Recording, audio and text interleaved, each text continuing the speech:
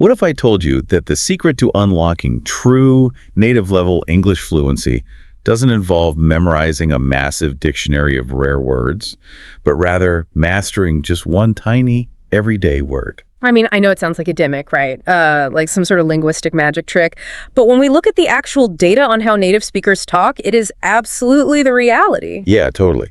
So today, we're going to explore 13 surprising and powerful ways to use the word have, and we will break down 5 complex phrasal verbs that will instantly elevate your English from B2 to C1 level. It's going to be a really packed session, so definitely grab a notebook. Welcome to English Learning Podcast for daily life, real conversation, and easy listening practice. If you'd like to support our work, please don't skip the ads. They help us keep creating high-quality content and bring you even better lessons in the future. You can also join our membership program to get access to exclusive content, special resources, and many more valuable topics. Your support truly makes a difference. And, I want to speak directly to you, the learner listening to us right now. Whether you're actively prepping for a big English meeting or living abroad or just wildly curious about language, you are in the exact right place. Absolutely. Language learning shouldn't feel like robotic textbook memorization, It shouldn't just be downloading a spreadsheet of vocabulary into your brain. So as we go through this, I really want you to actively participate. Speak out loud. Test these phrases on your own tongue. Yeah, let's unpack the core mission of what we're doing today. When I see learners who struggle to sound natural, they're usually trying way too hard. Oh, completely. They grab these incredibly formal verbs from a thesaurus. Right, because they think complexity equals fluency.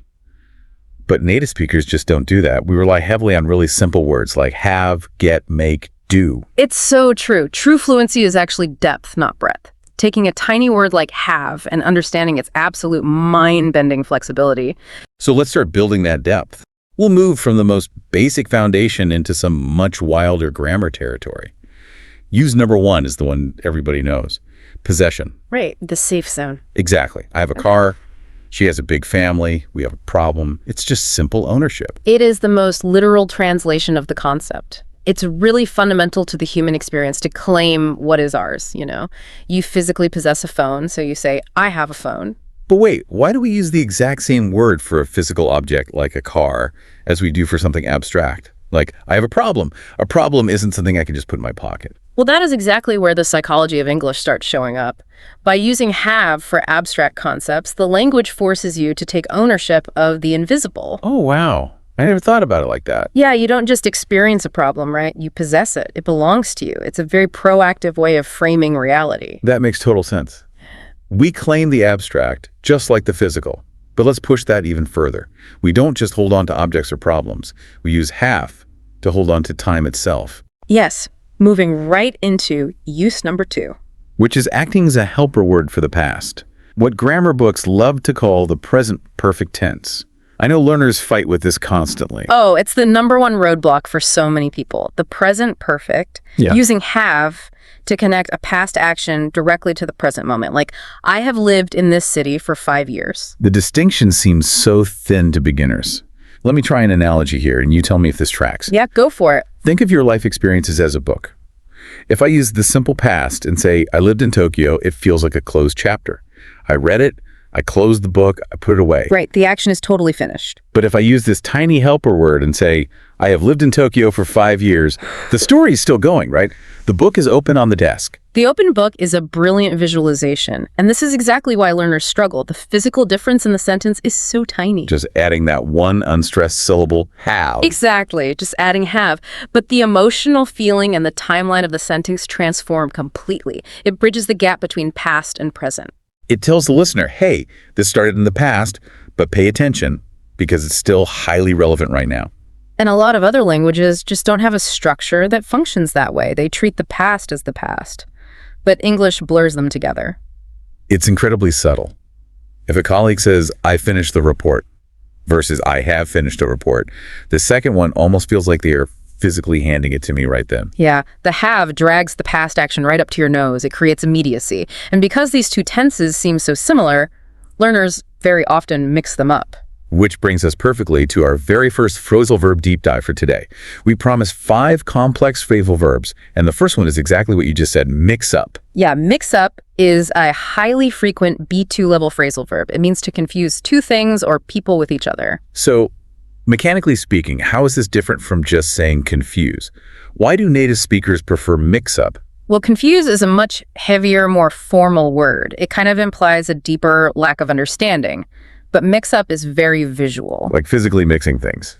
Exactly. Imagine you have 2 identical files on your desk and you accidentally shuffle them. You understand what the files are, you just physically swap them by mistake. Right. So an example sentence would be, English learners often mix up the past simple and the present perfect because they both talk about the past. I always mix up the spelling of desert and dessert. One has 2 S's, one has 1. I know what a desert is, I know what a cake is, but my brain just shuffles the spelling. And using mix-up there just makes you sound instantly more conversational. It's softer than announcing I confused the spelling of the 2 words. So we've gone from holding on to physical objects to holding on to time. Now let's look at how the word have actually restricts our freedom. Oh, moving into obligations. Yep, demanding action. Specifically, use number 3, have to. Have to is a critical structural pillar of English. It expresses something necessary where you have absolutely no choice. It basically means must, like I have to go to work. We have to finish this project by Friday. The boss is demanding it. But we really need to explore the real-world nuance of this. Because textbook English often ignores the social dynamics, right? Exactly. If you're rushing and you just say, I have to go really fast and flat, it can actually sound pretty aggressive or angry to the other person. This is a vital point about how we use language socially. Have to acts as a shield. You're basically saying, it's not my desire to leave, but this external force is making me. Right, but if your neighbor is talking and you just cut them off with a flat, unsmiling, I have to go now, the shield fails. They'll definitely think they offended you. You have to soften it with your tone. Like, oh, I'm so sorry, I really have to go. Tone is everything. And speaking of how things sound, what happens to this phrase when native speakers talk at full speed? This is one of my favorite topics. In fast, casual speech, the kind you hear in movies or on the street have got to completely compresses. It turns into gotta. Gotta. G-O-T-T-A, I gotta go. I gotta get some coffee. But listen, this is a very firm warning for anyone operating in a professional environment. This is strictly casual speech. Yeah, please do not write gotta in an email to your boss. Never. It's basically a phonetic spelling of sloppy speech. Save it strictly for friends. So, have to means obligation. But let's cross the Atlantic for a moment for use number 4. There's a variation that marks a huge divide between British and American English, have got. Have got means the exact same thing as simple possession, our very first use, but it's super common in British English. So an American might say, I have a car, and a British person is much more likely to say, I've got a car. Exactly the same meaning. So it's just a flavor difference, like drinking tea with or without milk. I have a car versus I've got a car. It's purely stylistic. The British ear often favors that phonetic bounce that got provides. It breaks up the vowels nicely. I love that language isn't just rigid math rules. It breathes differently depending on geography. Which brings us to our second phrasal verb, deep dive. Check out. Ooh, this is a solid B2, edging into C1 because of how context dependent it is. Yeah, the primary meaning is pretty well known to leave a hotel after paying. But the secondary, really conversational meaning is to look at something interesting. Let me give you an example sentence that layers both meanings together. Listen closely to how it shifts. Go ahead. I have to check out of the hotel by 11 a.m., but before I do, I want to check out that new cafe next door. Such a perfectly constructed sentence. The first checkout is the hotel departure. The second is the casual investigation of the cafe. And native speakers slide between these different realities seamlessly. We've covered so much ground already. Time travel, obligations, British flavor. If you are enjoying this deep dive so far, please make sure to like, share, and subscribe. It helps us bring more of these deep dives to you. It really does help build a community of dedicated learners. Okay, let's shift gears and look at the natural rhythm of daily life. How I have dictates our morning routines and simple pleasures. To explore this, we should actually do a quick speaking exercise with the listener right now. Yes. I invite you, the listener, to do a speaking role play with us. We are going to set a scene. You are meeting a colleague in the morning. Building muscle memory is paramount. We need to physically train your jaw to form these phrases naturally. So here are the instructions. We are going to leave pause breaks. When I say a phrase, I want you to repeat it out loud right where you are. Ready? Beautiful weather today, isn't it? Good, now it's my turn. Yes, the sun is finally out. Let's have a chat on the patio. Now you say that out loud. Let's have a chat on the patio. Did you do it? Shadowing like this is brutally effective for fixing broken intonation. Absolutely. And in that role play, we introduced our next theme, meals. Use number 5. Have breakfast, have lunch, have dinner. Beginners always learn the word eat first, so they say, I eat breakfast. But native speakers rarely say that casually. They almost always say have breakfast. Why the shift away from eat? Because eat sounds intensely biological. It focuses entirely on the mechanical act of chewing and swallowing. It feels robotic, almost like a nature documentary. Right. Saying I have breakfast at 7 a.m. softens the action completely. It turns it into an experience, an event in your day. And have softens the action across the board, which brings us to use number 6, daily routines. Like have a shower, have a bath, have a rest, have a nap. Exactly. English relies heavily on have for personal routines. This one always cracks me up when learners translate directly. If someone says, I shower myself every morning, I just picture a robot oiling its gears. I shower myself. Yeah, it's very clinical. Saying I had a nap sounds so relaxed and natural. You're taking temporary possession of a period of rest. You possess the experience. That ties directly into use number 7. Experiences and enjoyment. Have a good time or have fun. We use this constantly. Have a nice day. Have a good trip. It's the standard goodbye in English. Have a good one. But a massive percentage of learners just don't use it.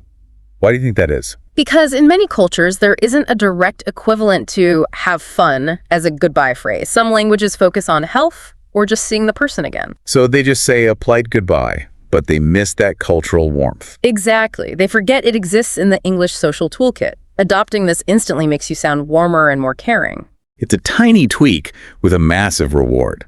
And sometimes you need to build that rapport quickly to take control, which brings us to phrasal verb number 3, jump in. A very useful B2 level phrase. To jump in means to interrupt a conversation or enter into an activity quickly and enthusiastically. The spatial metaphor is key here. If you just start talking over someone in a meeting, it's aggressive. You need to soften the entry. Like, before we talk about the next rule, I just want to jump in and say how important practice is. It's like jumping into a swimming pool with friends. You're joining the flow, not breaking it. Exactly. It disarms the tension of an interruption. Okay, so have structures are daily routines. But it's not just for small stuff. It shows up in major milestones and complex tasks. This is the threshold into advanced communication. Use number 8, giving birth. In English, the most common phrasing is have a baby. Like, my sister had a baby last month. It's a gentle, common way to say someone gave birth. But the mother didn't just walk into a store and acquire an object. Why use a verb that just means possession for such an intense physical event? It's a masterful use of euphemistic softening. Medical terms like delivered a child focus on the biology, the hospital. By using have, English shifts the focus to the joy of the new family dynamic. That's beautiful. It softens the reality by focusing on the result. Now, buckle up, because we are heading into grammar that makes a lot of B2 learners sweat. The causative have. Use number 9, the active causative. Asking someone to do something. Like, I had my brother fix my computer. Here's where it gets really interesting. Causative verbs dictate power dynamics and delegation. You arrange for someone else to complete a task. It's so clever because you are taking credit for organizing the action, not doing it. You're distancing yourself from the manual labor. You're signaling that your role was administrative. Like, the manager had his assistant book the flights. The manager didn't touch the website. That's the active causative, because we explicitly name the brother or the assistant, but use number 10 as the causative have in the passive voice. Have something done. This is C1 territory right here. Right. You're paying for a service, focusing on the result, and totally erasing the person who did the work. Exactly. I had my hair cut. I had my car repaired. What happens if a learner doesn't use this? Catastrophic misunderstanding. If you say, I cut my hair, it literally means you stood in your bathroom holding scissors to your own head. Which usually ends in a disaster. Right. But saying I had my haircut signal as a professional service was provided, it shifts the spotlight completely from the actor to the final result. Why name the mechanic when the only thing that matters is the functioning car? Mastering this is a huge leap in sounding highly educated. It really is. And speaking of analyzing complex ideas, let's hit our 4th phrasal verb deep dive, unpack. A distinctly C1 level phrasal verb. To literally unpack is to take clothes out of a suitcase. But metaphorically. It means to analyze something complex, piece by piece. You lay all the individual parts out on the table to examine them. Like, the difference between active and passive causative verbs is tricky, so let's unpack it slowly. You unpack an economic theory. You unpack an emotional reaction. It's a very intellectual way to describe breaking down complexity. Definitely a great word for business or academic settings. We are heading into the final stretch now. The last three uses of have deal with the extreme subtleties of human interaction: nuance, negotiation, and negativity. This is where language acts as a social tool. Let's start friendly. Use number 11, casual action verbs. Have a look, have a chat, have a try. You use have to suggest doing something briefly and casually. The linguistic mechanism is nominalization, turning a verb into a noun. Instead of saying, let us converse, which sounds ridiculous, you say, let's have a quick chat. It instantly lowers the pressure. Because a verb requires energy. It feels like signing a task. But asking someone to have a look feels like a small, effortless experience. It's English diplomacy. But unfortunately, we can't always be friendly. Use number 12 is the serious talk. Have a word with someone. Oh, this is brilliant office diplomacy. A polite but incredibly firm way to indicate a serious discussion is needed. The teacher needs to have a word with you. Your stomach drops instantly. Because you know the subtext, it's not going to be fun. But it sounds much gentler than saying, I need to scold you. It preserves dignity in public while perfectly communicating the severity. But what happens when professionalism breaks down entirely? Use number 13, the idiom. Have it in for someone.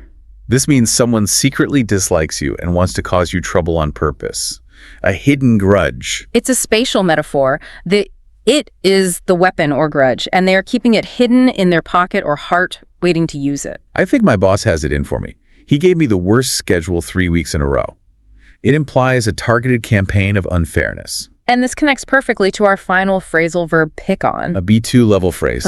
To repeatedly treat someone unfairly or criticize them. It's the behavioral manifestation of the grudge. If they have it in for you, they pick on you. He felt like his manager was always picking on him, proving she really had it in for him. If we step back and synthesize the big picture here, it is believed by top linguists that fluency doesn't come from memorizing 10,000 obscure words. True. Confident fluency comes from taking simple verbs, like have, and knowing their 13 different shades perfectly. It's about incredible flexibility. I challenge you, the listener, to take one of these expressions today, like have a chat or have a look, and use it in real life. Application is where learning becomes permanent. So here is comment box task 1 for you. A quick knowledge check. Recall that key idiom we just discussed. Have it in for someone. Write a sentence using it in the comment box right now. Show us your creativity. And as promised, we have a bonus concept for those who stayed to the end. The bonus phrase is, have a go. It means to attempt or try something. Very popular in British and Australian English. I've never surfed before, but I'll have a go. It carries such a beautifully positive attitude. Okay, comment box task 2. Yes.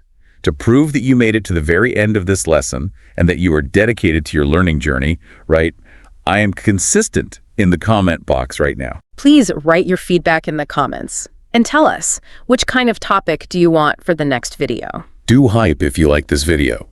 And if you want to read an article about English, go in the description box. There I have provided a link.